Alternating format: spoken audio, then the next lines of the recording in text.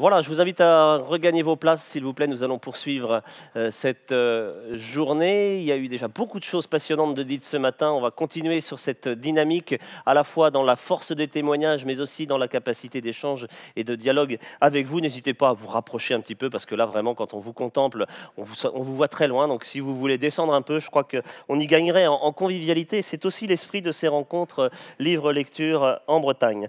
Alors, une table ronde pour commencer, pour reprendre là après la pause du déjeuner. Une table ronde qui pose une question que vous connaissez bien. La librairie, est-ce que c'est un lieu culturel? Il y a un point d'interrogation, hein, vous le voyez. J'espère qu'on va réussir à l'enlever à la fin de notre échange. Comment concilier commerce et culture? Voilà, les gros mots sont lâchés. Hein. Une librairie, c'est aussi un commerce, mais on n'y vend pas forcément des boîtes de petits pois. Donc forcément, ça implique une approche particulière, hein, de cette dimension culturelle du commerce, qui n'est pas un commerce comme les autres, vous le savez bien. Pour parler de ce sujet, j'ai le plaisir d'accueillir sur ce plateau 5 libraires, qui sont des libraires avec chacun des compétences, des envies, des talents. Je vais vous les présenter dans quelques instants. Nous avons aussi le grand plaisir d'accueillir Vincent Monadet, qui est le président du Centre national du livre, qui a été aussi libraire dans une vie passée antérieure, et qui pourra nous parler à la fois de la vision que défend le Centre national du livre en direction des librairies, dans le soutien de ces librairies, et notamment des librairies qui sont un petit peu celles qui sont représentées là, c'est-à-dire des librairies indépendantes, de proximité, avec un vrai parti pris et puis un engagement fort de la part du ou de la libraire qui l'anime.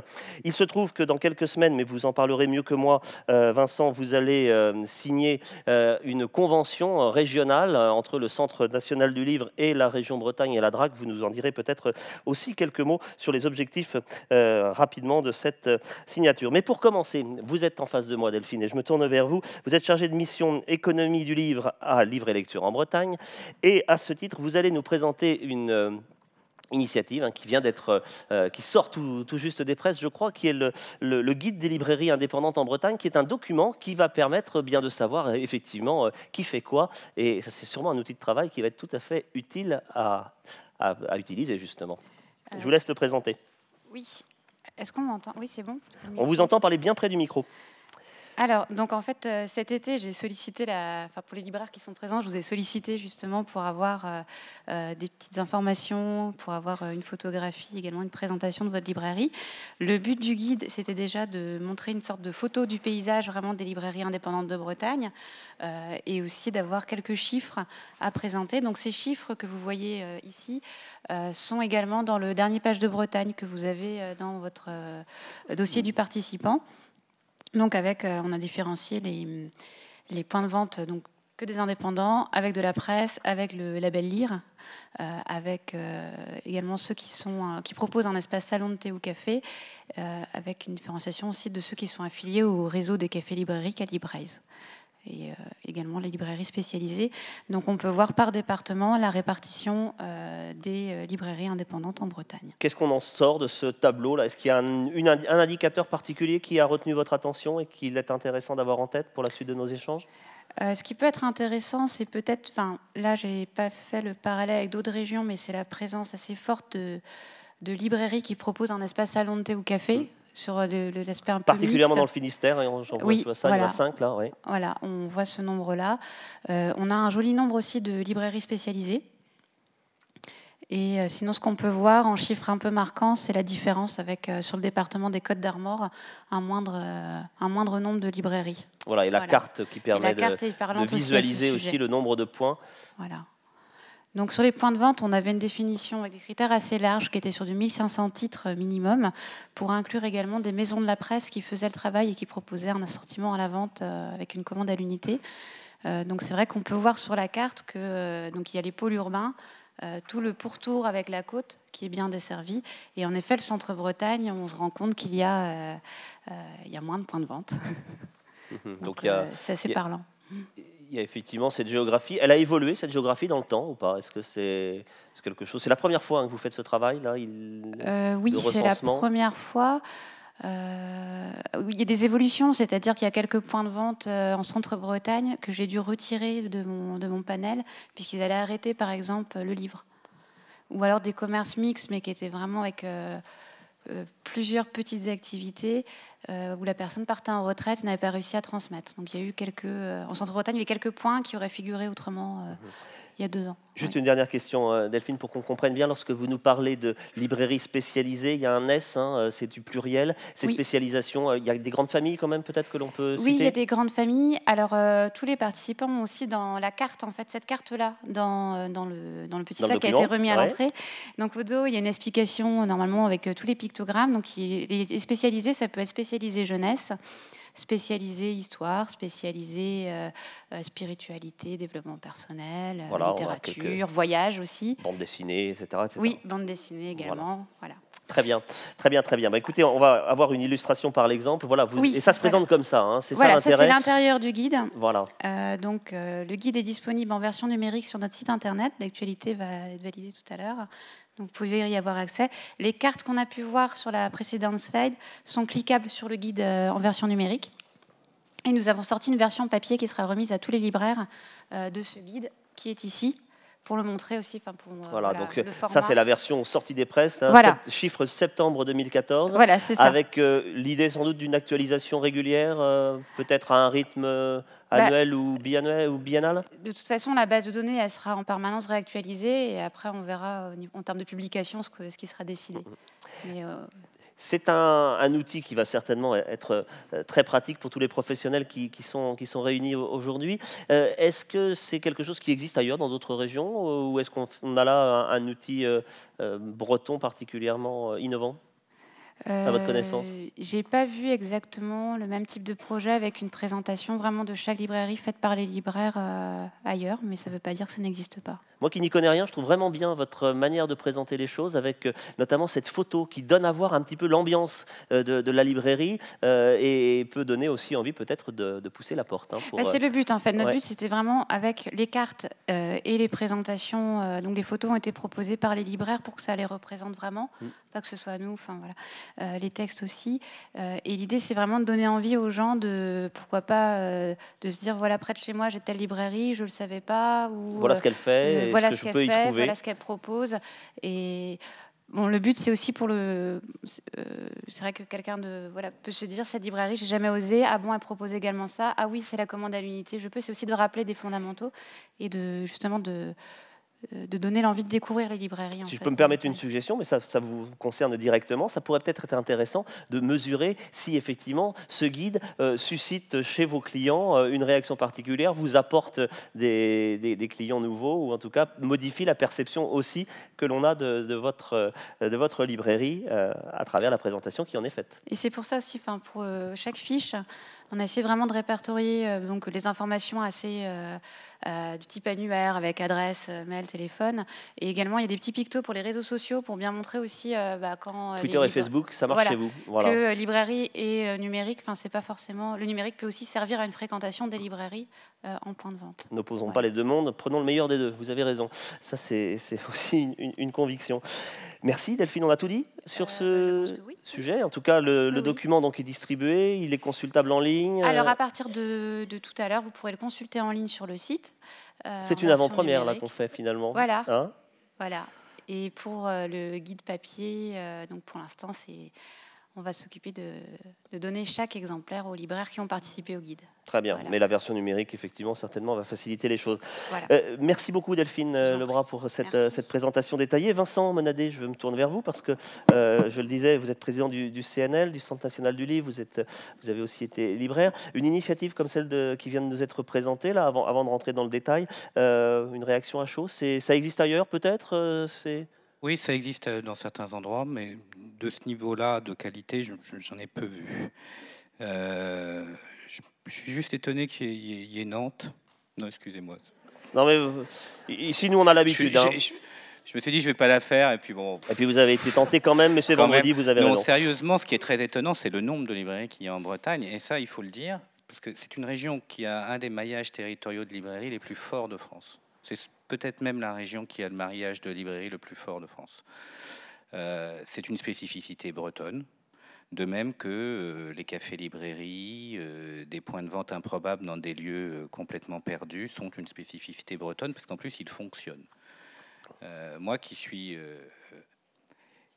très attaché à cette région. J'ai tendance à estimer que c'est parce que c'est une des régions où il reste du lien social. Je suis intimement convaincu de ça. Et ça D'autres va nous diraient c'est parce qu'il pleut et qu'il faut bien s'occuper. Mais ça va nous ramener chose. sur le débat lieu culturel. C'est plus qu'un lieu culturel. C'est certes un lieu culturel et il faut que ça le devienne. Et on en reparlera, que ça le devienne sans doute de plus en plus, sans pour autant que le libraire devienne autre chose qu'un libraire. C'est pas non plus un animateur socioculturel qui fait macramé poterie. Il est là pour vendre des livres. Mais au-delà de ça, je crois que la librairie, comme la médiathèque, sont parmi les derniers lieux de ce pays où se tissent des relations sociales, où se joue quelque chose de l'ordre de l'humain. Où se disent des choses aussi. Ouais, et c'est pour ça que je suis, moi, de par ma fonction, mais aussi par conviction personnelle, très attaché à ce que ça se maintienne. Alors, je le disais en vous présentant rapidement, vous êtes le président donc, du CNL depuis maintenant tout juste un an, octobre 2013, c'est ça. Le CNL est engagé dans des conventions de partenariat régional avec notamment bientôt, si mes informations sont exactes, la signature d'une convention avec la Bretagne. Oui, quand je suis arrivé, le CNL était focalisé sur ce qu'on appelle le cœur de réseau, c'est-à-dire des librairies qui ont plus de 6000 titres et qui font quasiment 29% du chiffre d'affaires de l'édition. Moi, j'ai estimé que le CNL ne devait pas élargir ses aides propres nationales au-delà, parce que ce n'était pas la solution. On aurait créé un engorgement de dossiers, et que la solution, c'était d'aller voir les régions pour leur dire, voilà, on va faire un principe simple. Vous avez des points de vente du livre qui sont extrêmement importants pour votre aménagement territorial, il faut que vous les défendiez. Ces points de vente du livre, certains d'entre eux ne rentrent pas dans les critères CNL. On va donc baisser les critères ensemble et on va mettre 1 euro du CNL pour 1 euro nouveau en politique du livre de la région. Et une des premières régions à avoir dit banco, c'est la région Bretagne. Donc c'est la deuxième qu'on signera. On signe la région Aquitaine le 25 et on sera en Bretagne le 1er décembre avec le président de région et avec Fleur Pellerin, dans un dispositif plus large qui sera la partie culturelle du pacte Bretagne pour signer la convention CNL DRAC Région. D'accord, on n'en dit pas davantage sur son que montant, etc., mais peut-être sur les objectifs quand même. Il s'agit d'aller vers les librairies indépendantes, la librairie de proximité. Les objectifs, c'est de prendre tout ce qui a plus de 1500 exemplaires et de leur dire, voilà, vous ne pouviez pas accéder aux aides du CNL. En revanche, on met en place une aide en région avec le CNL qui vous permettra d'obtenir prêts et subventions. Et dans cette cible-là, vous êtes aussi attentif, et ça nous ramène un petit peu à l'une des thématiques de cette table ronde, ce lieu de culture, ce commerce culturel, avec des activités de vente de livres, bien entendu, c'est l'essence même, mais aussi des activités qui peuvent être un petit peu périphériques, sans tomber dans le macramé et dans la poterie, pour reprendre votre formule, Vincent Monadé. Mais tout de même, il y a quand même quelquefois le café-librairie. On a vu dans les statistiques qui viennent de nous être projetées qu'en Bretagne, en tout cas, c'était aussi une réalité. C'est quelque chose qui peut être intéressant à soutenir et à encourager de votre point de vue. La librairie, c'est d'abord un lieu dangereux, puisque là, je sors de la cabane à lire et j'ai été recouvert de cides des pieds à la tête. C'est pour ça que je sens la pomme. Excusez-moi, mais c'est pas ma faute. Au-delà de ça, non. Au-delà de ça, la question, la librairie, c'est avant tout un commerce. Ça, il faut jamais le perdre de vue. Vous avez dit, il n'y a pas de petits pois. Certes, il n'y a pas de petits pois, mais avant tout, les libraires sont des commerçants. Il faut qu'ils vendent et il faut que la boutique soit rentable. Mais pour vendre, il se trouve que l'évolution qui est en train de se produire, qui nous échappe à tous et à laquelle on doit s'adapter, s'aligner, il va falloir devenir, moi je prends l'expression qui est maladroite, je le sais, donc je la revendique comme telle, de Nespresso du livre. Il va falloir avoir une offre de service remarquable pour pouvoir résister à la pression des multinationales de l'Internet, des grandes surfaces, parce qu'il n'y a que le libraire qui est en capacité, de par son degré de formation, de par son investissement dans sa boutique, de par sa connaissance des livres qu'il vend, d'offrir cette offre de service remarquable. La question du lieu culturel, elle est à la fois, ici elle est spécifique, les cafés-librairies, ça n'existe qu'en Bretagne, ou quasiment. Il y a quelques autres exemples, mais très localisés dans des villes. Il n'y a pas d'exemple de tissu régional de café-librairie ailleurs qu'en Bretagne. Ça ne peut pas marcher partout, et la question du lieu culturel, elle est sensible, parce que, encore une fois, être libraire et être animateur culturel, ce sont deux choses différentes.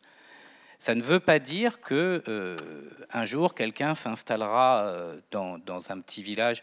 Je prends l'exemple de Banon, qui est un mauvais exemple, puisque Banon va fermer. S'installe dans un tout petit village et ouvre une très grande librairie, où il y a le plus de références en France. Et brutalement, la librairie devient l'attraction touristique du village et est plutôt rentable. C'est-à-dire que s'il n'avait pas essayé après une autre activité qui n'a pas marché, il aurait sans doute pu continuer sa librairie pendant longtemps. Donc ça ne veut pas dire qu'il n'y a pas d'espace. Mais sur la question de... Le libraire est déjà un animateur culturel. Quand il fait des rencontres, quand il fait des signatures, quand il fait des débats, il est déjà pleinement un animateur culturel. Et aujourd'hui, s'il ne le fait pas, s'il ne le propose pas à sa clientèle, il risque de la perdre. Les gens aiment aujourd'hui rencontrer des auteurs, discuter avec eux. C'est en Bretagne qu'hier, il y avait Gallmeister. Olivier Gallmeister. Hein? Je ne sais plus où c'était, mais c'était en Bretagne que Gallmeister était présent pour présenter la littérature américaine.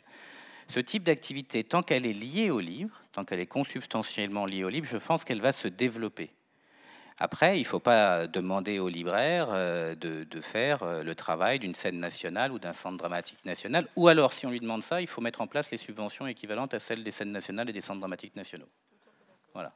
Voilà, si on veut que demain, le libraire se transforme en opérateur culturel de plein exercice, il faut être capable de décider qu'il a une subvention de fonctionnement de 30, 40, 50 000 euros pour faire de l'animation culturelle dans le territoire. Mais la qualité de service, plus, à mon avis, la partie lieu culturel est pour moi intimement liée à la question de qualité de service, la capacité à offrir un conseil d'exception, des rencontres avec des auteurs, des dialogues avec des auteurs, des signatures, des animations, ça, oui, ça va devenir de plus en plus important dans l'économie de la librairie. Susciter l'envie de franchir le seuil et de rencontrer effectivement et les ouvrages et ceux qui les écrivent. Alors, c'est même plus que l'envie de franchir le seuil. Tous les libraires ne peuvent pas le faire pour des raisons purement et simplement de personnel. Mais la question du hors les murs va se poser à certains moments. La présence des libraires dans les festivals, c'est aussi une manière, et c'est pour ça que nous, on ne soutient que des festivals qui font leur vente par la librairie et pas en vente directe éditeur. C'est aussi une manière d'aller à la fois faire du chiffre d'affaires dans les très gros festivals, puisqu'un festival comme Brive, c'est 670 000 euros de chiffre d'affaires pour les libraires. C'est une mise en visibilité aussi. Et c'est aussi une mise en visibilité très importante. Donc c'est aussi la capacité... En fait, le libraire n'a de force que sa zone de chalandise. Il ne vivra jamais tout seul sur Internet. Internet, c'est comme Alien, dans l'espace, personne ne vous entend crier. C'est exactement pareil. En revanche, plus il sera inséré au tissu de sa ville ou de sa commune ou de sa zone de chalandise, plus il sera légitime sur ce territoire, plus il aura de clients. Alors, vous avez bien planté le décor, à la fois avec les chiffres que vous nous avez rapidement présentés, Delphine Lebras, et puis Vincent Monadé, avec ce propos qui montre bien où sont les grands enjeux. Nous avons le plaisir d'avoir face à nous 5 libraires bretons, chacun dans des domaines particuliers. On va pouvoir croiser peut-être un petit peu les regards et les expériences avec vous. Gaël Mahé, je me commence vers vous, puisque vous êtes dans une librairie généraliste qui s'appelle Le Grenier, qui est à Dinan, donc c'est pas une librairie spécialisée. On a beaucoup parlé de spécialisée, donc on va commencer par une généraliste pour comprendre un peu ce que c'est et comment les choses évoluent. Alors, je ne sais pas si la fiche qui vous est consacrée dans le guide peut apparaître ou pas, peut-être pas d'ailleurs, je ne sais pas. J'avais vu tout à l'heure, mais oui. J'ai cru l'apercevoir. Voilà, c'est la librairie. Le Grenier, c'est la dernière de la... Voilà, c'est ça. Et donc, c'est une ancienne, une maison bien connue à Dinan, créée en 78, qui a été reprise en 2011. C'est ça. Voilà, exactement. Donc, vous n'êtes pas le dirigeant, vous êtes l'un des salariés, l'un des libraires, des salariés de la librairie.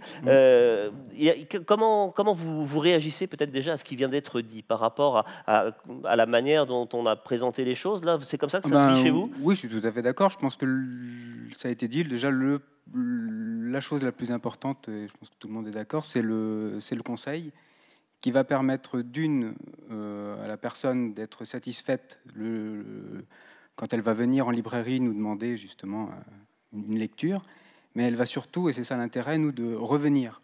C'est surtout voilà, cet aspect un petit peu qui est le plus important, c'est de fidéliser. Vous créez du lien, je crois, hein, parce qu'il y a du conseil chez vous, Voilà, c'est-à-dire que vous avez vos qu'on se base, spécialités. Quand on rentre dans la librairie, que soit on est un adulte et on va chercher des livres, et là c'est plutôt avec vous que ça se passe. Et voilà, puis, s'il y a pour la littérature jeunesse, vous avez aussi vos collègues qui sont voilà, bien, exactement. On est en bien au 3 point. secteurs, divisés en 3 secteurs. Là, c'est le secteur jeunesse, le secteur bande dessinée et le secteur adulte. Et nous sommes 2 en binôme, en fait, dans chaque secteur.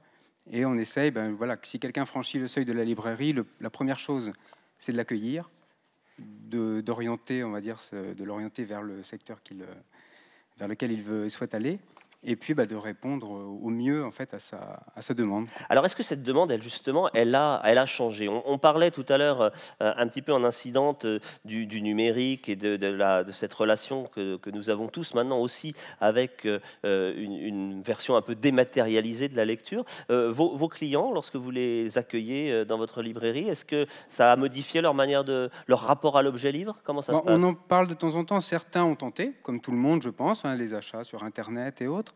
Mais ce qu'ils viennent chercher, en tout cas quand ils viennent nous voir, c'est ce qu'ils ne retrouvent pas justement peut-être sur Internet. C'est quelqu'un qui va les connaître. Et c'est quelqu'un qui connaît en fait les lectures passées, les lectures qui ont plu. Vous avez aimé cet auteur ou ce livre, je vous conseille d'aller là-bas. C'est ce qu'ils nous disent souvent, je vais aller sur Internet, peut-être que sur 10 achats, il y en a peut-être 2 ou 3 qui vont me plaire.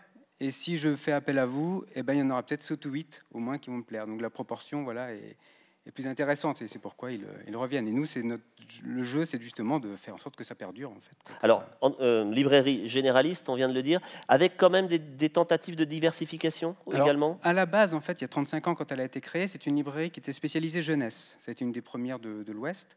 Donc elle a quand même gardé cette spécificité dans le sens où historiquement, c'est une librairie jeunesse. Mais le secteur adulte donc, a été créé il y a une quinzaine d'années. Et du coup, aujourd'hui, elle est devenue vraiment une librairie généraliste, on va dire, vraiment pleine et entière. Ouais. Parfait. On va rester dans les Côtes d'Armor. On va aller du côté maintenant de Paimpol, chez vous à la librairie du Renard. C'est l'occasion de discuter aussi d'une librairie généraliste, Benoît Leloirne. La librairie Le Renard, elle existe depuis 10 ans maintenant. Depuis 10 ans, oui, c'est ça. En fait, nos 10 ans là dans quelques jours. Dont vous êtes le fondateur? On a fondé la librairie, ma femme et moi, il y a 10 ans. Alors, en 10 ans, là encore, un peu la même question. Vous avez vu l'évolution de la clientèle, elle a peut-être grandi aussi avec vous. Et quels enseignements vous en tirez sur cette première décennie là? D'abord, aujourd'hui, le Renard, c'est un grand espace. La librairie du Renard, aujourd'hui, c'est 100 mètres carrés pour 17 000 titres.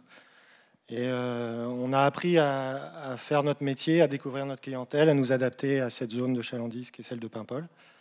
Et on est assez surpris aujourd'hui, et agréablement surpris, d'avoir réussi à créer cette librairie qui embauche 4 personnes à temps plein, donc nous 2 plus 2 salariés.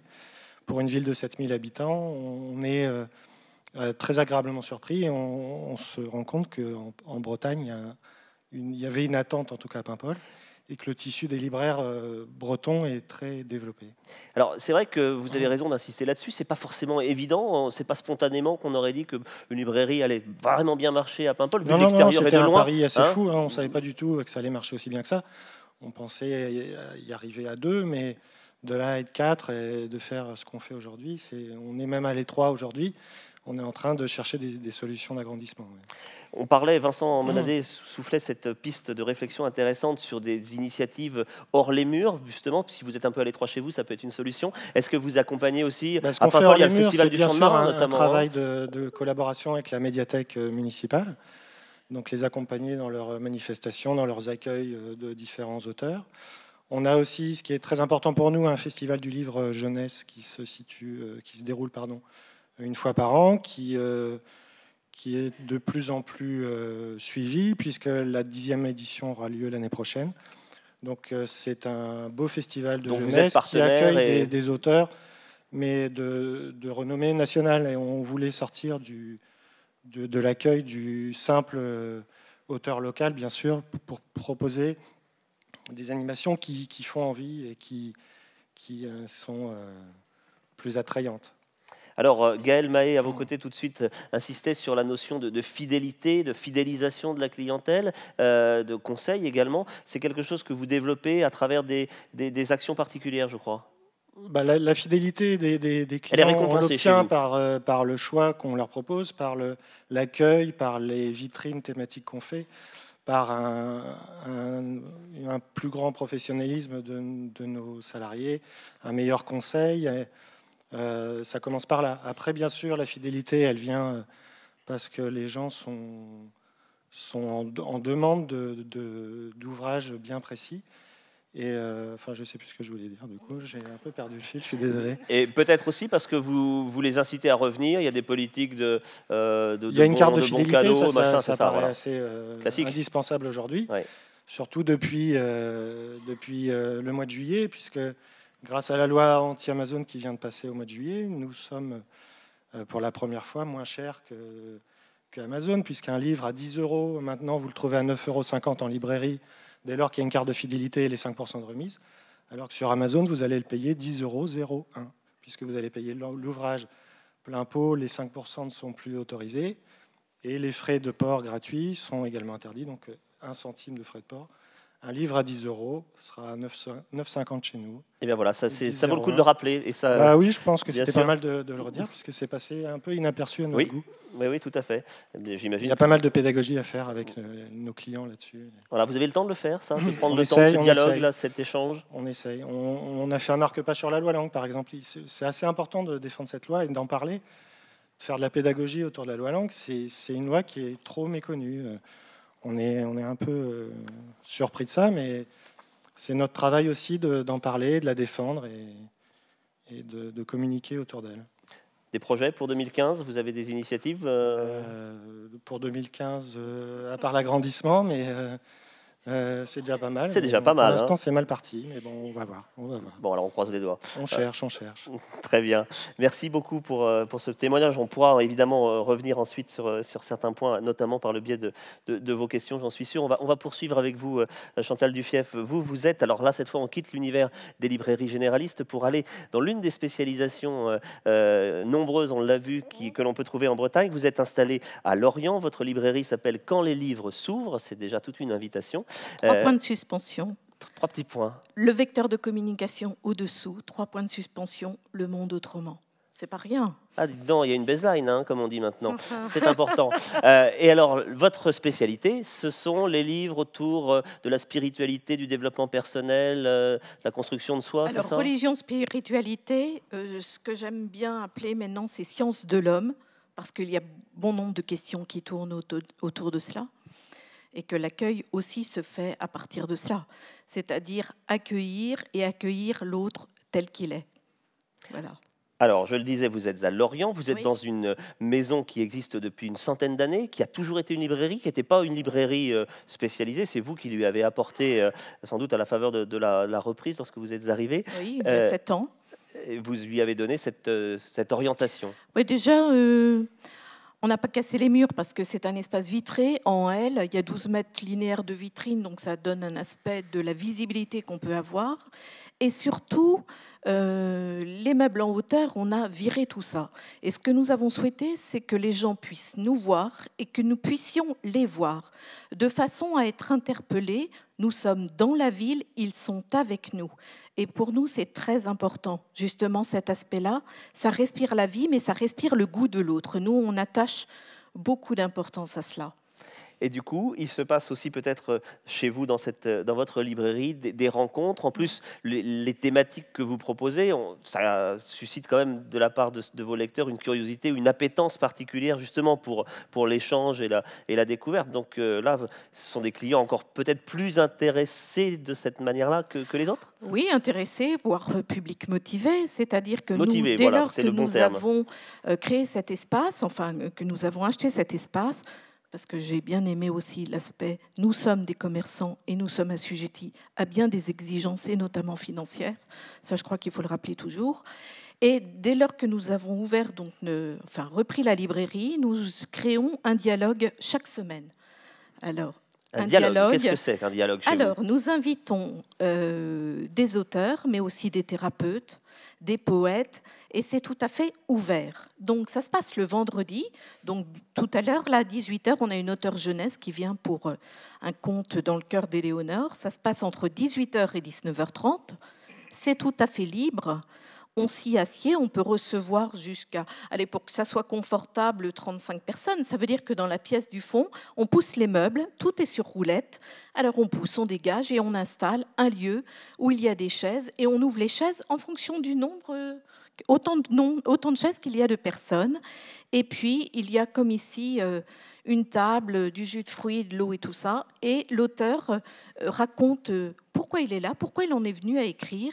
Et c'est un lieu de partage. Une fois par semaine. Hein. Une fois par semaine. Et surtout, ce qui est important, parce que je trouve que c'est aussi ce qui manque, mais pas en Bretagne, manifestement, d'après ce que vous avez dit, c'est que la parole y est libre. C'est que chez nous, il n'y a pas d'a priori, il n'y a pas d'étiquette et je ne sais quoi encore. Et on a le droit de dire, ben non, je ne partage pas ce que vous racontez, c'est complètement idiot. Ou c'est Voilà, c'est ça. C'est vous qui êtes... On intervient et on anime de telle sorte qu'il s'y passe quelque chose. Voilà. Alors, à des niveaux et à des gradations différentes, bien entendu, en fonction de l'intérêt de la personne et de son propos. Voilà. Et puis, il y a les conférences hors les murs. Alors, autant en partenariat, comme tu le disais, avec des espaces, mais aussi de notre propre initiative. Parce que recevoir, je ne sais pas, je reprends mon programme Isabelle Filiosa dans un espace où on peut accueillir 35 personnes, ça ne le fait pas. Hein. Donc, on loue, nous, carrément, on prend l'initiative de louer une salle de cinéma, par j'allais exemple. Dire c'est le cinéma qui est souvent le mieux placé pour ça. Ouais. Et puis, on remplit une salle de 200, 250 personnes, voilà. Et ça, c'est pas toutes les semaines, en revanche. Ah non, parce que alors là, c'est plus de l'épuisement, c'est de l'extunement. Oui, c'est une organisation. Pour en revenir à la dimension commerciale, vous avez eu raison d'insister sur le fait que vous étiez des commerçants. Est-ce que ça déclenche des ventes additionnelles, ce genre d'initiative? Bien sûr. C'est bon pour le chiffre d'affaires? Bien sûr. Ça se lit immédiatement. Ouais. En tout cas, plus pour les conférences hors les murs, mais ce qu'il y a pour les dialogues, ça permet à certaines personnes d'abord de se sentir invitées et de partager quelque chose. Ça ne déclenche pas forcément systématiquement. D'ailleurs, quand vous êtes thérapeute et que vous n'avez rien écrit, il faut dynamiser autour d'autres livres sur la thématique et ça crée justement cette vente possible. Voilà, et là, du coup, ça essaime, ça rayonne et ça peut permettre de découvrir des auteurs ou des ouvrages qui n'avaient pas été mis en lumière individuellement auparavant. Ça, c'est une bonne initiative. Alors, même question pour votre voisin, 2015, qu'est-ce qui se passe chez vous? Ah bon, pardon. Oui, non, alors, pour vous. 2015, un autre programme. Hein, on accueille, par exemple, le docteur Ballesteros fin février, Axel Kahn le 5 mars, le professeur Aziz El Amrani en avril, et puis d'autres encore. Vous êtes sur les circuits maintenant. Hein, tous ces auteurs nationaux, là, ils savent qu'à Lorient, ça se passe chez vous. C'est surtout que, moi, je travaille avec Philippe, et puis Philippe, c'est un créateur, c'est un créatif, il décroche son téléphone, et puis parfois, c'est une maison, un éditeur qui va nous dire tiens, celui-ci sort ça peut t'intéresser. Puis voilà, ça se crée comme ça. Et puis au-delà de ça, mais on va peut-être en reparler, il y a aussi une association de libraires sur le Pays de Lorient qui commence à prendre force et les libraires sont visibles. On a fait venir Pierre Rabhi là début septembre. Bon, ça veut dire 1000 personnes, mais il y a des libraires dans la salle qui font partie de ce réseau-là. Ça veut dire qu'on travaille communément et on tisse des liens. Et c'est-à-dire que dès lors que la conférence commence, les libraires sont présents et ils sont visibles. Et je leur dis, votre libraire est indépendant, franchissez le pas, franchissez le seuil et vous allez à la rencontre d'autres choses. Merci beaucoup Chantal Dufief pour ce témoignage. On va poursuivre, le tour de table, il est assez bien fait. On s'arrête une fois un petit peu avec vous, Vincent, peut-être en réaction aux trois exemples qu'on vient d'entendre et que vous pouvez sans doute mettre en perspective avec la vision nationale qui est la vôtre. On entend là des initiatives de territoire fortes, du travail en réseau quand même, une capacité, et je sais que vous y êtes sensible, d'aller hors les murs, le cas échéant, pour toucher des publics qui ne franchiraient pas le seuil de la librairie. Ce sont les bons ingrédients, la bonne démarche? Il n'y a pas de bons ingrédients, il y a des bons ingrédients par librairie. Il y a pas de... S'il y avait une martingale sur la librairie, on l'aurait tous et on la reproduirait. Ça dépend vraiment du territoire. C'est tellement lié à une ville, tellement lié à une histoire, tellement lié à la personnalité du libraire que vous pouvez avoir une librairie qui fait 3,5 millions de chiffre d'affaires, ça change de patron, elle tombe à 2, elle ferme. Voilà, ça dépend vraiment. Il y a une alchimie. Il y a des choses qu'on connaît, il faut dire bonjour, mais ça a été dit, il faut sourire, ça a été dit. Il faut traiter de la même façon le client qui vient faire un panier à 125 € que celui qui vient acheter un poche à 2. Voilà, il y a des choses qui sont la base du métier. Je pense aussi une base du commerce, parce que je pense dans les autres commerces. Il y a une différence entre la librairie et les autres commerces, c'est que vous dites jamais je vais chez mon boucher ou je vais chez mon boulanger, vous dites toujours je vais chez mon libraire. Il y a une appropriation. Ça dépend si le boucher est bon, quelquefois on le dit aussi. Parfois, quand le boucher est très bon, on le dit, c'est mon boucher, voilà. ou mon fromager. Mais voilà, le libraire, c'est une appropriation de la boutique par le client. Et puis, sur ce qui a été dit, moi, il y a quelque chose qui me tient à cœur, c'est qu'un jour, ces rencontres, si elles se développent, si ces hors-la-mur se développent, etc., et que si ça s'installe dans la tête des gens, il faudra être capable de poser la question du gratuit. Est-ce qu'on doit faire 1000 personnes gratuites ? On n'a pas posé cette question. Je ne suis pas intimement convaincu. Je suis pas intimement convaincu qu'un jour on puisse pas mettre une rencontre à 3 €, 4 € et que les gens viendront. Pour Rabi, s'il y a 1000 personnes gratuites, je pense qu'il y a 1000 personnes à 3 €. J'en suis intimement persuadé. C'était pas gratuit ? C'était pas gratuit. Ben voilà. Donc il y a aussi une économie de cette... Oui, je pense que ça peut permettre de rémunérer l'auteur et je pense que ça peut permettre aussi aux libraires de se rémunérer. Donc c'est une question qu'il faut poser. Sans tabou et avec beaucoup de calme et de force, comme vous le faites à l'instant. Merci beaucoup, Vincent Monadé. Alors, on va aller du côté du Finistère avec vous, Gaël Mindron. Livre in Room, c'est comme ça que s'appelle votre librairie salon de thé, c'est ça ? On lit, on boit, c'est sympa ? Une librairie indépendante, généraliste, pardon, indépendante aussi, bien sûr. Aussi, c'est important. Une librairie généraliste et bien sûr avec un espace salon de thé assez important. Oui. Et on est à Saint-Paul-de-Léon, je ne l'ai pas précisé. Voilà, à Saint-Paul-de-Léon. Voilà. Pareil, une commune de 7000 habitants aussi, comme Paimpol, un petit peu différente, un peu plus rurale que le bord de mer est proche, mais on est quand même pas. C'est pas. Pays des légumiers, hein, c'est ça. Voilà. Alors, vous êtes jeune et la librairie, en tout cas votre aventure dans cette librairie l'est aussi, puisque c'est une reprise de cette année. Voilà, oui, nous avons repris en juin.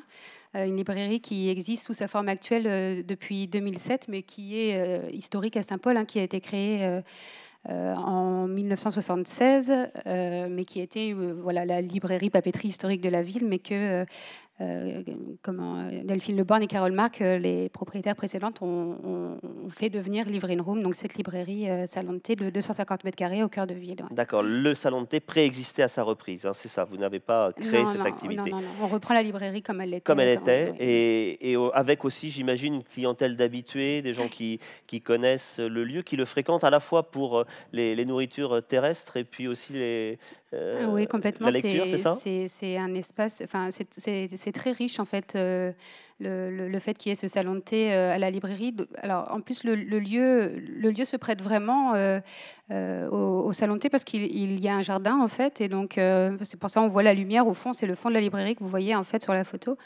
Donc, on traverse la librairie pour atteindre le salon de thé. On a un endroit très agréable, très intime, où on peut prolonger le moment de lecture parce que parfois, et bien souvent même, les gens piquent dans les rayons, n'ont pas forcément envie de faire leur choix debout, vont aller s'installer au fond, prendre un café, un thé, un chocolat et lire, ou ça peut être aussi un moment d'échange. Bien des gens se retrouvent en fait à la librairie, font leurs achats par la suite. Voilà, c'est vraiment un vrai plus dans cette librairie. Et dans votre équilibre économique, justement, de commerce, cette activité non-livre autour du salon de thé, c'est un appoint substantiel ? Alors, oui, parce que c'est des produits marchands. Après, le salon de thé représente seulement 5% de notre chiffre d'affaires, mais avec une marge de 60%. Donc voilà, c'est absolument énorme par rapport à la marge dégagée en livres. Alors, ça s'y prête aussi, j'imagine. C'est un lieu convivial, vous l'avez souligné, donc pour accueillir, voilà, c'est prolonger sous d'autres formes. C'est aussi un lieu qui existe, qui nous permet d'organiser des rencontres, d'accueillir des cercles de lecture qui peuvent se réunir à la librairie. Il y a eu un choix de table qui a été fait dans ce sens-là pour pouvoir accueillir des grandes tablées qui pourraient échanger les bibliothécaires. Alors, le réseau de bibliothèques en milieu rural comme ça est animé par beaucoup de bénévoles. Et donc, souvent, certaines bibliothèques, en début d'année, viennent faire leurs achats. Elles sont 12, elles dévalisent les rayons, elles s'installent au fond et elles font leur choix autour d'un thé. Voilà. Alors vous êtes aussi membre, je crois, de ce fameux réseau dont on a parlé, Calibraise. Oui, c'est un plus pour vous, c'est important? Oui, c'est très important. Qu'est-ce que ça vous apporte? Alors, ça nous apporte, là, ça nous a apporté quelque chose de très important parce qu'avec Libre en littérature qui a eu lieu là au mois d'octobre et novembre, ça nous a permis de faire notre première véritable animation rencontre avec un auteur autour d'une thématique forte. C'était une première. C'était notre première. Alors, nous avons fait. Oui, voilà. Il y a eu des dédicaces, pas mal de dédicaces à la librairie, mais c'était vraiment notre première rencontre, premier débat organisé avec un auteur. Librairie fermée, et ça a été un succès. C'était vraiment. Donc vous allez recommencer rapidement. Oui, c'est sûr. Bon, c'est une volonté. François, qui reprend la librairie avec moi, nous voulons vraiment proposer une politique d'animation à la librairie. Il faut trouver ce qui va intéresser nos lectorats et notre clientèle, et puis le rythme aussi. Alors peut-être pas toutes les semaines, comme chez Chantal, pour commencer. Si vous voulez, en même temps, c'est assez étonnant. On se fait vite prendre dans tout ça parce que, en fait, depuis un mois et jusqu'à fin décembre, on a un événement ou deux par semaine à la librairie, mais ce sont des signatures beaucoup, ou des lectures, en fait, je pense que oui, nous sommes un acteur. Enfin, les libraires sont des acteurs culturels, mais il faut trouver le juste équilibre. On est beaucoup sollicités, et il faut trouver le juste équilibre, en fait, pour capter aussi la clientèle, parce que toujours proposer pour proposer, au bout d'un moment, ça devient quelque chose de. Chez Livre Room, il y a une rencontre toutes les semaines, mais c'est pas pour ça qu'on y va.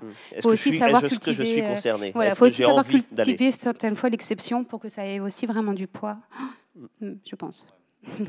Voilà. Oui, avec le micro, s'il vous plaît, pour qu'on vous entende bien. Je pense que la programmation en amont permet, bien entendu, que toute notre clientèle n'est pas intéressée d'aller entendre vers Julie, qui est philosophe. Donc, je pense que dès lors qu'on informe très en amont qu'on peut établir quelque chose, c'est pas toujours facile à programmer, mais quoi qu'il en soit, ça donne envie. Et nous, on a aussi un courrier électronique aussi. Une newsletter, on fait le lien avec son lecteur. Et on fait aussi ce lien-là. Donc voilà. C'est quoi la bonne périodicité pour la programmation? C'est le trimestre? Alors nous, on a expérimenté pas tout, parce que je crois qu'il y a encore à créer. Il y a jamais, on ne fait jamais tout. Mais on a essayé trimestriel, on a essayé semestriel. Le trimestriel, c'est pas mal, parce qu'on se rend compte aussi que le programme, ça coûte, même si on est bien aidé. On voit les petits logos et de la région et de la DRAC et tout ça, ok. Mais quoi qu'il en soit, ça permet aussi de renouveler le programme. Très bien. Merci pour ces conseils qui sont aussi des conseils pratiques mais importants sur les programmations. On termine ce tour de table avec vous, Éric Marcelin. J'allais dire, vous êtes le local de l'étape puisque vous dirigez la librairie Critique, bien connue des amateurs de bande dessinée ici à Rennes. Vous êtes installé rue Hoche. C'est une librairie qui a été créée en 2000, c'est ça? Donc il y a 14 ans maintenant déjà. Oui, voilà, en 2000. Exactement. En 2000, tout rond. Avec cette spécialisation de la BD, j'allais dire, et que de la BD? Alors, pas que. Pas uniquement de la BD, justement, du roman également, littérature de l'imaginaire qui englobe au sens large la science-fiction, le fantastique, la fantaisie, et également un rayon polar. Voilà, donc ça vous est venu progressivement, cette orientation, ou c'était d'emblée dans la constitution du projet de la librairie Critique? Historiquement, j'étais même une librairie café. Donc avec un magasin de 55 mètres carrés et 15 mètres carrés d'alloués à la partie café, qui finalement s'est retrouvé évincé par le livre, parce que effectivement... Faute de place, quoi, c'est ça. Un faible chiffre d'affaires, donc une faible part du chiffre d'affaires, et une marge importante certes, mais vraiment trop faible.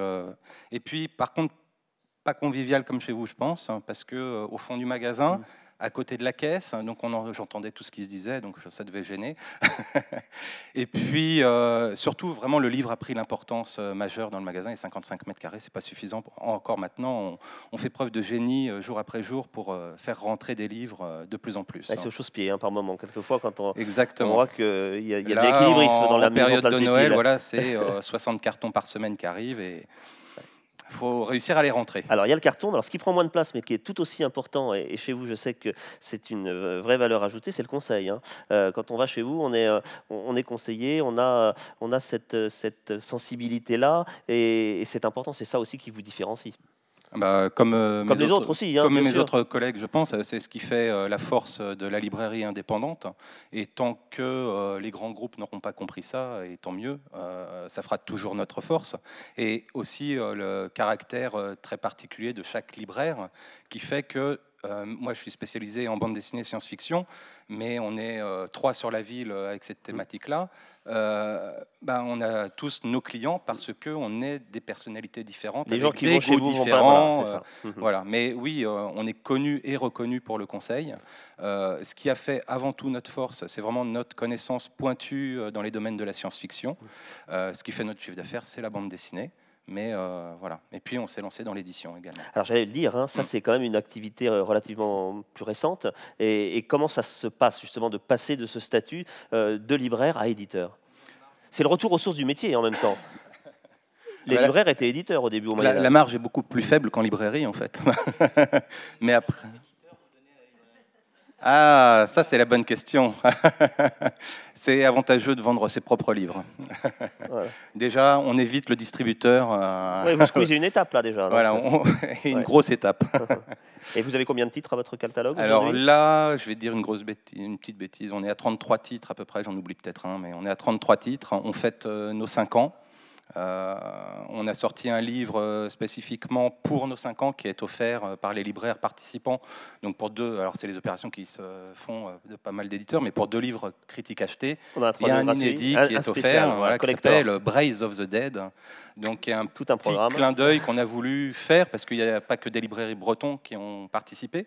Et du coup, ça montre qu'on est implanté, qu'on est un éditeur implanté en Bretagne. Et ça, on veut le faire savoir, que ça ne se passe pas que à Paris, par exemple. L'opération est encore en cours jusqu'à fin décembre. Voilà, on peut encore aller faire ses cadeaux de Noël chez vous. Je vois sur la petite fiche du guide de livres et lecture en Bretagne qui vous concerne qu'il y a les petits pictogrammes de Facebook et Twitter. C'est important d'avoir ce lien-là, compte tenu peut-être de la singularité de votre clientèle, ce lien des réseaux sociaux, là, c'est l'heure du numérique. Comme j'en discutais avec le collègue de la librairie du Renard, je pense qu'effectivement, c'est important aujourd'hui d'être présent sur Internet. Après, faire de la vente sur Internet, peut-être pas, parce que c'est pas notre cœur de métier. Et puis il faut mieux que ça se passe chez vous, la vente. Comme on disait, on est perdu dans la galaxie. Voilà, au secours, je vends du livre sur Internet, voilà, mais ça marche pas. Par contre, apporter du conseil, montrer qu'on existe, montrer la passion qu'on peut dégager sur certains titres. Dès qu'on aime quelque chose à la librairie, c'est ça notre force surtout, c'est qu'on le tape, on le retape, on le retape jusqu'à ce que ça rentre, quoi, que les gens comprennent que c'est un bon livre et qu'il faut l'acheter et que tout le monde le message, c'est le massage, tout le monde doit le posséder. Et du coup, on le retape également sur Internet et on a un retour d'éditeur, on a un retour d'auteur. Et voilà, ça fait avancer les choses. D'accord, bon, je vais vous suivre sur Twitter. Alors ça, c'est promis, si ce n'est déjà fait. Il faut que je vérifie sur mon compte. Voilà, je crois qu'on s'est un petit peu bien compris. On a vu la complémentarité des parcours. C'est vrai, comme le disait Vincent Monadé, c'est important de resituer chaque librairie. Aucune n'est hors sol. Hein. Vous avez compris que chacune est ancrée dans un territoire, se nourrit d'une histoire et de relations singulières avec sa clientèle. Peut-être avez-vous envie de les interpeller directement. C'est le moment de poser des questions ou de réagir à ces témoignages, d'en apporter pourquoi pas un supplémentaire. Il suffit de lever la main. Le micro vous est apporté. Qui se lance pour la première question? En question, en réaction, en commentaire. Là, on a quand même, quand je regarde un petit peu le panorama, le panel qui a été savamment présenté par Livre et Lecture en Bretagne, on a des belles histoires, hein, des belles aventures qui fonctionnent. Vous avez peut-être, alors je n'ai pas posé la question, mais vous y répondez ou pas, pour en arriver là, ça n'a peut-être pas non plus été toujours aussi simple que cela. Il y a eu des hauts et des bas dans vos aventures. Au moment où on parle, là, oui, je vous vois, Chantal Dufief, hocher la tête. Racontez-nous un petit peu peut-être... Qu'est-ce qui vous a permis d'en être là où vous êtes aujourd'hui? Il a fallu surmonter des étapes. Le travail. Et puis la bagarre aussi, parce que c'est pas rien de tenir une trésorerie, c'est pas rien de faire face aux exigences financières. Ça, moi, j'y tiens, parce que on se rend compte que bon, on démarre, on achète une librairie, on achète un fonds, nous des murs en plus, et puis où on n'a pas été toujours libraire, où on a été cadre avant, où on baisse nos revenus par exemple de 50%. C'est des choses. Ce sont des réalités. Ce sont des réalités. C'est quand même, c'est ce que je disais, on travaille 6 jours sur 7 de 8h à 20h. C'est aussi une capacité à résister. C'est quand même, c'est beaucoup de travail et tous les libraires pourront le dire, je crois, de toute façon, à moins d'être salarié dans une librairie, c'est autre chose, mais c'est quelque chose de fort. Hein. C'est un engagement très fort. Ce qui semble caractériser aussi, et je pense que vous ne me démentirez pas non plus en les ayant écoutés, c'est la passion, c'est le plaisir de faire ce métier un petit peu différent peut-être. Il y a de la passion, il y a du plaisir, il y a des yeux qui brillent là dans ce qu'on entend. C'est un petit peu le dénominateur commun de tout ça. Hein. Peut-être la plus récente dans l'aventure, je me retourne vers vous Gaëlle, mais c'était un rêve de jeunesse peut-être, une envie de toujours? Oui, c'était quelque chose d'un peu inaccessible que j'imaginais faire quand j'aurais réussi ma vie et que je serais proche de la retraite. Bon, donc vous n'avez pas attendu ce moment et vous avez bien fait. Pas réussi ma vie, je veux dire financièrement parlant, et que je serais proche de la retraite. Vous avez eu une vie professionnelle antérieure? Un petit peu, mais assez courte. Et je voulais faire du journalisme. On sait tous que le journalisme de terrain n'est pas accessible à tous très rapidement, et la vie de bureau n'était pas pour moi.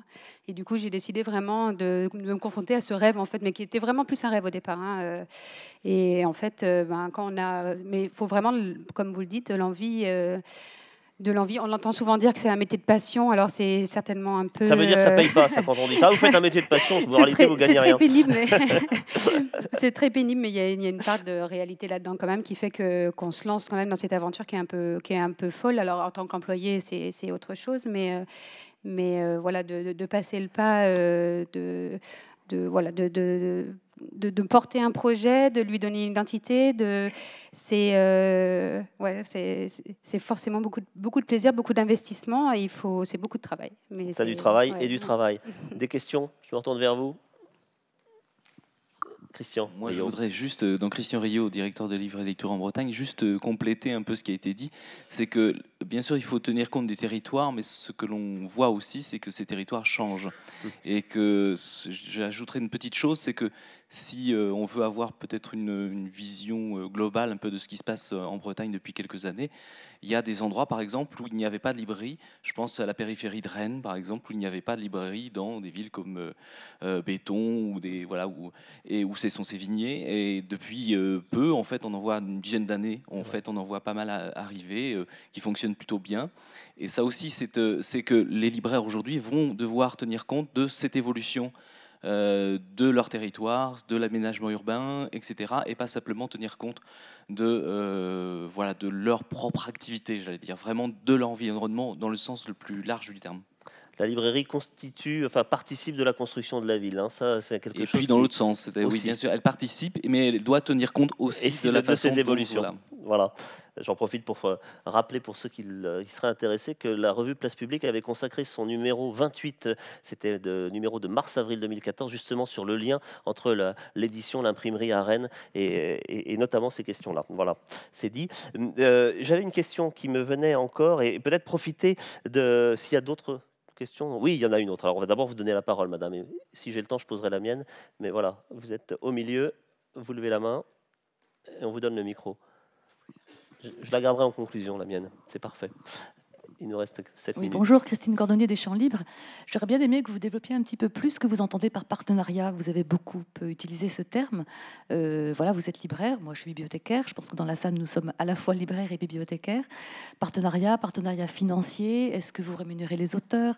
Vous évoquez le fait de faire payer ou non le public. Voilà, ces questions m'intéressent. Votre point de vue de libraire m'intéresse. Alors, qui souhaite répondre? Il y a peut-être autant de réponses que de cas particuliers, là encore. Oui, je pense, en tout cas, en ce qui nous concerne à Lorient, on est aussi dans une association de libraires indépendantes du Pays de Lorient qui réunit 7 libraires et nous travaillons ensemble. Et dès lors qu'il y a un partenariat, ça peut être par exemple le Salon du Livre de Mer avec la Cité de la Voile sur la ville de Lorient, c'est un partenariat, c'est-à-dire il y a des acteurs qui font appel à des libraires pour leurs compétences, pour leur possibilité de communiquer. Cette association-là aussi a créé, on est à la 2e édition du Salon du Livre Santé et Bien-être. C'est une création, c'est un travail collectif sur un projet collectif. Quant aux projets individuels, les coups de cœur, nous, on les signale dans notre programme. Le 4 décembre, par exemple, c'est le coup de cœur avec le Chrysla et le documentaire Retour en Algérie d'Emmanuel Audrin. Voilà, c'est ce que nous souhaitons faire passer comme message et à la fois s'associer avec, dans la vie culturelle, dans la vie de pensée aussi et de message, qu'est-ce qu'on fait ? Comment on peut travailler ensemble. Quant au coût pour les salons, en tout cas, c'est payant. Et je crois que les gens sont prêts à payer pour entendre notamment des gens qu'ils ne connaissent pas. Et ça nous permet aussi d'assurer un fonctionnement d'une manifestation, certes littéraire. Alors, effectivement, on peut... Mais là, on va à la rencontre d'eux. Et tout cela a un coût. Tout a un coût. Et je crois qu'il faut être très réaliste là-dessus. Alors, ne pas avoir peur de ces réalités économiques non plus. Vincent Moi, Monadé. je pense que voilà, la question qui se pose pour les auteurs est prégnante. Et qu'un jour, ni les uns ni les autres, nous n'échapperons au fait qu'un auteur qui vient en dédicace, on n'a peut-être pas à le rémunérer, mais qu'un auteur auquel on demande 1 heure d'intervention et qui a passé 1 heure à la préparer devra être rémunéré. Dans l'économie de la librairie, aujourd'hui, ça n'est pas possible. Donc il va falloir être très inventif et trouver des mécanismes de soutien qui le rendent possible, mais ou des rencontres payantes. Mais cette évolution-là est, à mon avis, inéluctable. On y va, et c'est normal qu'on y aille. Il y a Bertrand Leclerc qui est dans la salle.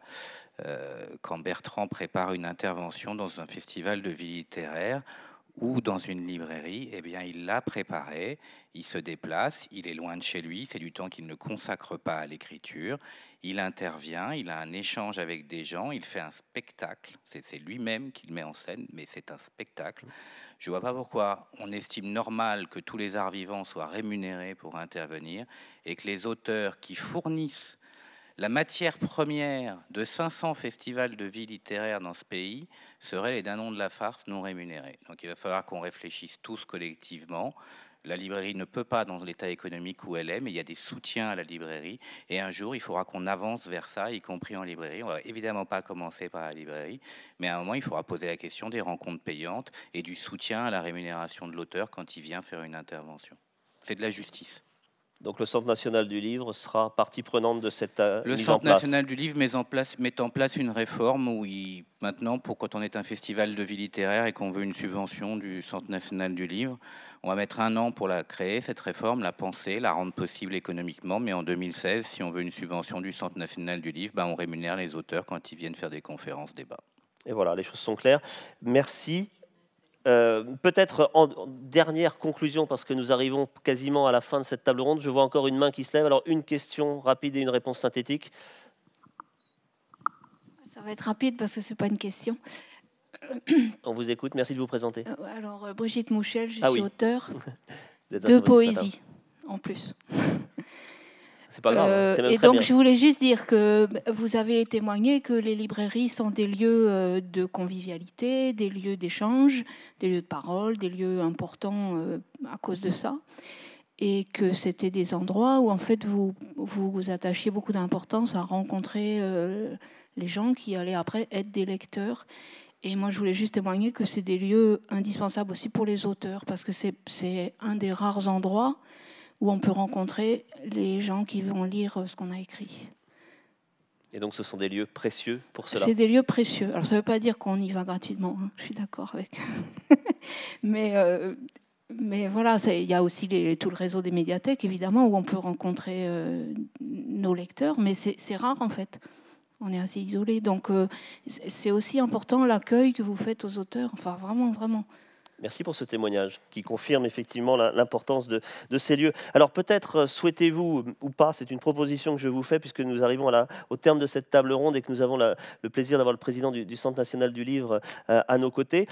Puisque vous êtes des libraires indépendants, vous avez peut-être des récriminations, des envies, des demandes. Profitez-en, c'est le moment. S'il y a un truc à lui dire, qu'est-ce que vous voulez lui dire chacun? Vous avez un train, mais il est à 16h. Non, il est à 16h, vous avez le temps de répondre. On essaye avec le micro. Tout de suite, c'est un peu pas grossier ce que je vais dire, mais bon, moi, le CNL, c'est les grosses librairies. Ils en ont rien à foutre des petites librairies. Donc, ce que j'ai entendu en début de séance, là, ça me plaît parce qu'on va pouvoir discuter ensemble, on va pouvoir apparaître devant vous et dire, même si on est petit, on peut peut-être travailler ensemble quand même. Éric Marcelin, merci Chantal. Ouais, juste, effectivement, c'est peut-être plus les grosses librairies qu'on a en tête, mais c'est surtout que les petites librairies, que ce soit le CNL ou d'autres, n'ont pas le temps humain à consacrer, à se dire ah bah tiens, on peut m'aider. Et puis quand elles le prennent ce temps-là, elles se disent bah tiens, on peut m'aider, et on regarde le dossier et on se dit ouais, mais finalement là, il est déjà minuit et demi. Faudrait encore que je lise. Bon, allez, demain le dossier. Et ça, c'est le plus gros problème que j'ai pu connaître, que je ne connais plus parce que maintenant il y a du monde à travailler avec moi, et heureusement. Et on commence à s'intéresser à tous ces dossiers-là, quoi. Mais on s'y est intéressé avant, mais on n'avait pas le temps avant. Benoît Leorne, non? Si. Ah, j'entends, vous êtes encouragé. Hein. Moi, je voudrais dire au contraire qu'en France, on a une politique du livre qui est patente. Et que, un libraire heureux, voilà. Et que franchement, on ne peut pas se plaindre tout le temps, quoi. Il y a des moments où il faut reconnaître et il faut dire merci, parce qu'il n'y a pas beaucoup de pays où on a tout ce qu'on a en France. Il faut juste le reconnaître. Voilà. C'est sûr qu'il y a des progrès à faire. Mais je trouve que le boulot qui est fait en France par le CNL et par l'interprofession est très forte. L'interprofession a fait des très belles choses et il faut juste en profiter et dire merci. Et bien voilà, c'est dit. Merci à vous, Benoît. Je ne l'ai pas dit, mais c'est quand même amusant. Votre patronyme en breton signifie renard et c'est le nom de votre librairie, hein, c'est ça? Ça ne s'invente pas. D'autres, Gaël, Maë, une envie? Non, étant salarié, moi, d'une librairie, je suis aux 35 heures, j'ai le temps de lire, j'ai le temps d'aménager mon magasin, j'ai le temps d'organiser les animations, donc je suis plutôt bien loti. Donc, non, je trouve que c'est vrai que moi, je n'ai pas beaucoup de récrimination. Et Gaël, pour conclure? Moi, je rejoins un peu Benoît, d'autant que c'est aussi en partie grâce au CNL que François Michel et moi avons pu reprendre la librairie Livre in Room, parce qu'on a monté un dossier et on a été aidé sous forme d'un prêt à 0% qui nous permet vraiment de voir venir donc le CNL et l'ADEL, qui est... Donc du coup, oui, moi aussi, ça serait plutôt un merci. Vous voyez, Vincent, vous avez bien fait de rester finalement. Ouais. Hein, tout ça est plutôt agréable. Non, sur les petites librairies, les conventions territoriales, elles sont là pour ça.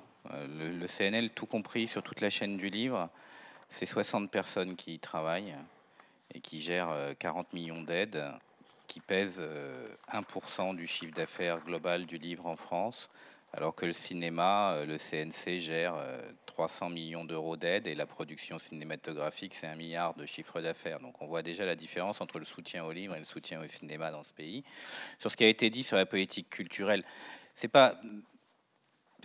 Non, les acteurs culturels n'ont pas à dire merci. En revanche, ils commencent leurs interventions, y compris pour critiquer, en disant que ce pays a la meilleure politique culturelle du monde et que l'essentiel est qu'il la conserve en priorité, dans un environnement où ces politiques culturelles vont être attaquées de plus en plus, me paraît être de nature à faire réfléchir les hommes politiques sur le fait qu'on ne touche pas impunément à la culture. Si vous trouvez que la culture coûte cher, essayez l'ignorance, pour paraphraser Lincoln. Je crois que cette phrase-là doit être dans la tête de tout le monde. Sur la question des dossiers, évidemment, je ne peux être que d'accord, malheureusement. Il faut simplifier. On va s'y atteler, on va changer de système d'information pour pouvoir faire de la télédéclaration, notamment pour les aides. Dès 2015, ça? Non, probablement non, parce qu'un système d'information qui marche avec l'extrême compétence des sociétés informatiques, ça veut dire qu'il faut le faire tourner pendant 6 mois sur des bécanes neutres, et donc ce sera plutôt 2016 et la télédéclaration en 2017. C'est du temps long, malheureusement, mais c'est incompressible. Et puis, pour terminer, je pense que métier de passion, moi, ça m'agace, mais en même temps, c'est vrai. Mais tous les métiers où les gens ont un rôle social majeur, on leur dit qu'ils ont un métier de passion, les profs, les éducateurs spécialisés, les libraires, les bibliothécaires. Donc quand on rémunère pas quelqu'un, on lui dit « Ah mais toi, tu as un métier de passion, c'est formidable ». Bah oui, mais enfin, si on mange avec, c'est aussi bien. Et aujourd'hui, dans ce pays, pour finir millionnaire en librairie, il faut commencer milliardaire. Donc c'est quand même un problème. Voilà. Merci beaucoup Vincent Monadé. Merci à vous pour la qualité de vos témoignages et de vos échanges. Je crois qu'on peut vous applaudir et vous remercier. Je vous invite à regagner vos places. Et nous allons aborder maintenant la dernière séquence de ces 2 journées passionnantes de livre et lecture en Bretagne, avec une rencontre avec des responsables d'affaires culturelles de différentes collectivités bretonnes. J'ai le plaisir d'inviter, mais voilà, ils vont prendre place. Je vais vous demander de bien vouloir poursuivre rapidement, voilà, comme ça.